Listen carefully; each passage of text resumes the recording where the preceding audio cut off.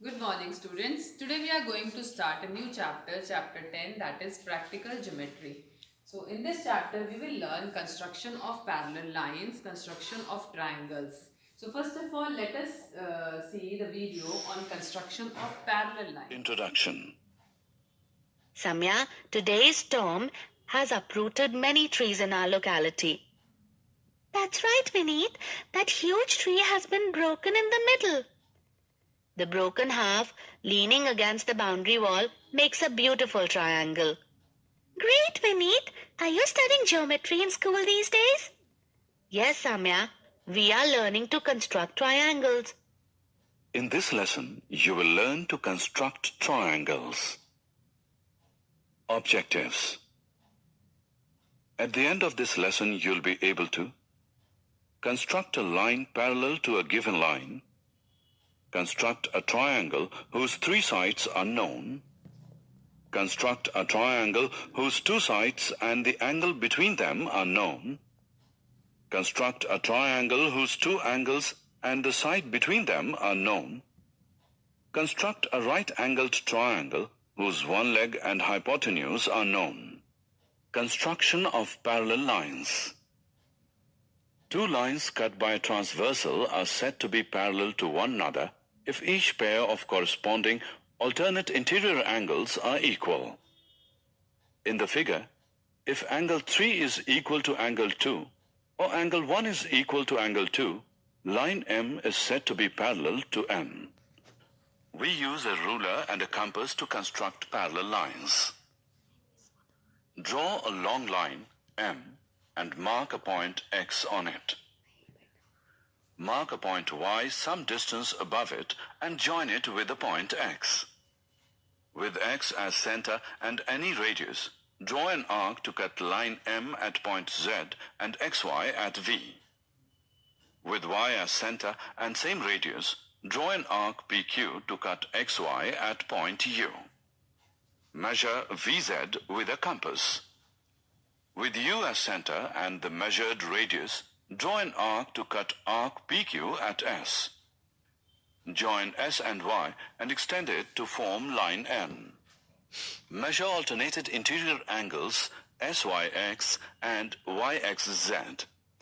Angle SYX is equal to angle YXZ. Therefore, N is parallel to M. Think, discuss and write of page 195. Question number 1 is, in the above construction, can you draw any other line through A that would also be parallel to line L in this above construction? So you will write here no, because from A only one line can pass which will be parallel to L. So you will write here no. In the book only you can do no, we cannot draw any other line through A that would also be parallel to line L.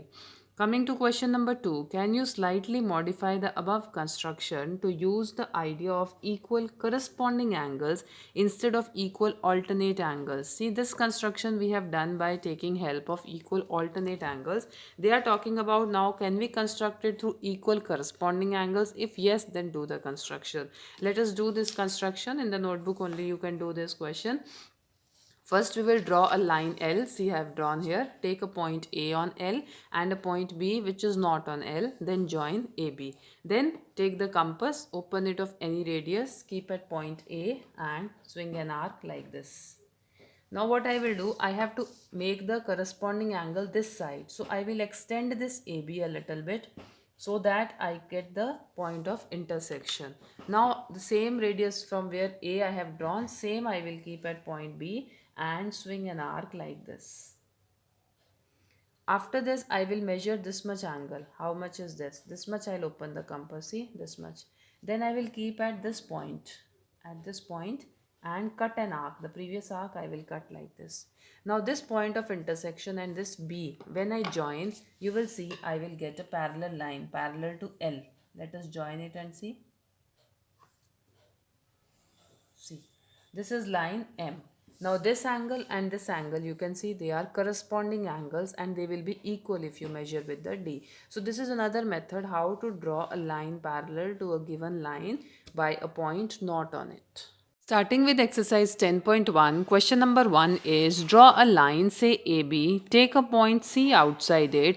Through C, draw a line parallel to AB using ruler and compasses. Now, this question will be done by the same method as we have done on page 194, the construction. Here, the names are changed. They are saying draw a line and name it as AB. So, you can draw any one line here and name it as AB. I have drawn a line. Now when you say it is a line, means both sides arrows will come, and AB, so you have to take 2 points on this line and name it as AB. This is line, say L, and name it as AB. Now through, take a point C outside it. Outside means not on this line, somewhere, anywhere you can take. So I am taking point C here. Now through C, draw a line parallel to AB. So what I will do, I will first of all I will join this CA, and then same concept I will use as I have used in the previous question. Keep the compass at point A, open it of comfortable radius and swing an arc. Same radius compass, don't change the radius, keep at point C and swing another arc on this side, on the left side. Now what I will do, I will measure this angle. How much is this angle? This much compass I will open, see this much. When I open this much the compass, where will I keep the compass? On this arc I will keep the compass on this point and I will cut an arc. Now once the arc is cut, now this point of intersection and this C I will join. When I join these two, you can see I will get a line parallel to this line M, so line L, so I can name it as line M. So this is through C I have drawn a line parallel to AB using ruler and compasses. Question number 2 is draw a line L, draw a perpendicular to L at any point on L. On this perpendicular, choose a point X 4 cm away from L. Through X, draw a line parallel to L. So first step is, we'll go step by step, statement by statement. Draw a line L. So first of all, I am drawing a line L. As it is a line, so arrows will come on both sides. Name it as L. Draw a perpendicular. How to draw a perpendicular? You remember, you can take any point A or B or C, any point on this line. This we have done in a previous class also. To draw a perpendicular, I will keep the compass at point A, open it of any radius and swing an arc. Now this, on this point I will keep again the compass without changing the radius. I am swinging one arc this side. Then again on this point I'll keep the compass, swing an arc. Then on this point I'll keep the compass, swing one arc, and from here swing another arc. And you can see this point of intersection of two arcs, you will join this with point A. You will get a perpendicular. See, like this. We got this perpendicular 90 degree. Now they are saying the next step is, on this perpendicular choose a point X 4 cm away from L. 4 cm away. So from this point A I have to take a point 4 cm. So I have taken this point 4 cm. This is point X. Now through X I have to draw a line parallel to L. So one thing is, I can draw here a perpendicular on X. Keep the compass at point X and swing an arc this side like this.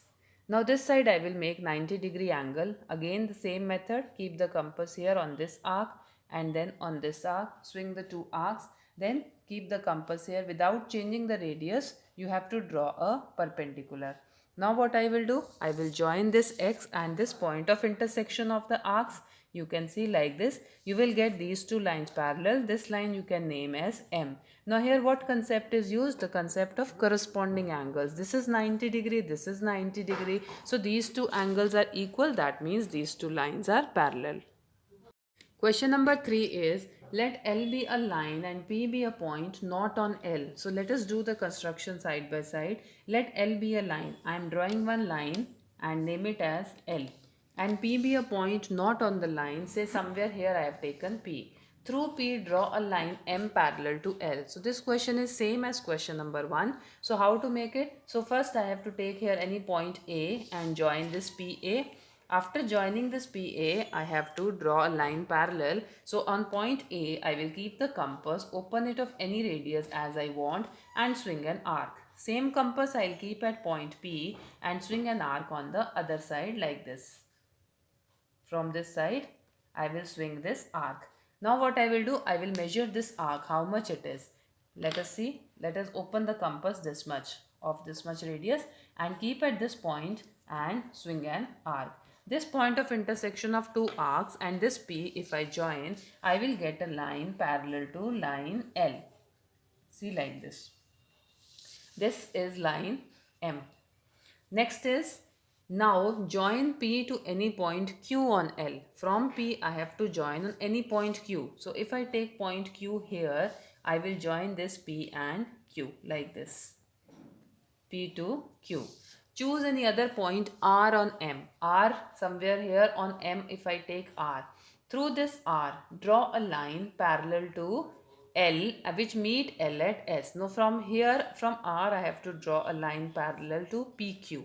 So for that what I will use the concept of corresponding angle. See, this angle from here, this angle and this angle, these are corresponding and they will be equal. So I will draw the corresponding angle. So what I will do, I'll keep the compass at point P, open it of as much radius as I want. Let us take this much radius.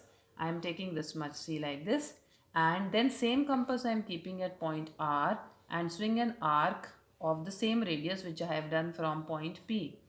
Now what I will do, I will measure which angle? I will measure this angle from here till here. I will open the compass this much. Once I open the compass this much I will open. I will keep this compass at this point and swing the arc. Now this point of intersection and this point R, if I join them, you can see I will get a line parallel to PQ. See, like this. This line R, you can say it as S. This RS is parallel to PQ. What shape do the two sets of parallel lines enclose? So this PRSQ, what shape it is? Because PR is parallel to QS and PQ is parallel to RS. So PRSQ, in cyclic order we have to name, it is a parallelogram.